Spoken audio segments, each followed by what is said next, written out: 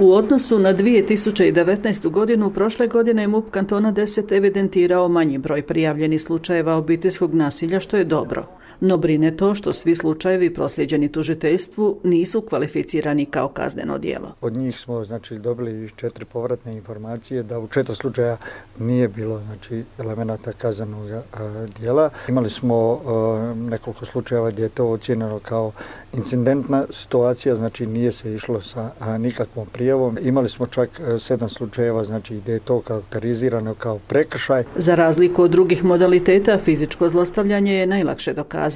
Ozljede su vidljive, liječnik ih konstatira i izda liječnički list. Kod psihološkog zlostavljanja, emocionalnog zlostavljanja, ekonomskog zlostavljanja, kada vam žena odustane, onda kada dođe do tužiteljstva, kada ona treba dati svoju izjavu na tužiteljstvo, iako ona žrtva odustane, tu vam nema elemenata kaznenog djela, nema dokaza.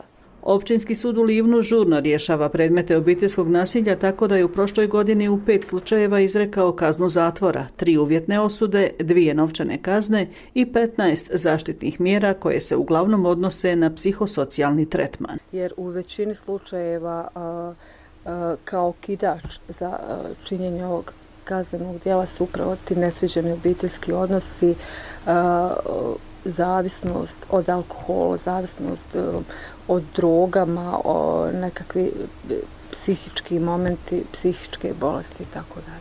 Da bi žrtve mogle okrenuti novu stranicu u životu uz psihosocijalnu i pravnu potporu potrebna je ekonomska neovisnost, a nje bez zaposlenja nema. Doduše, ima i onih koje su tu novu stranicu života okrenule same i to vrlo uspješno, no većina ih se zbog straha od neizvjesnosti i novoga vraćaju nasilniku i naučenom obrascu života.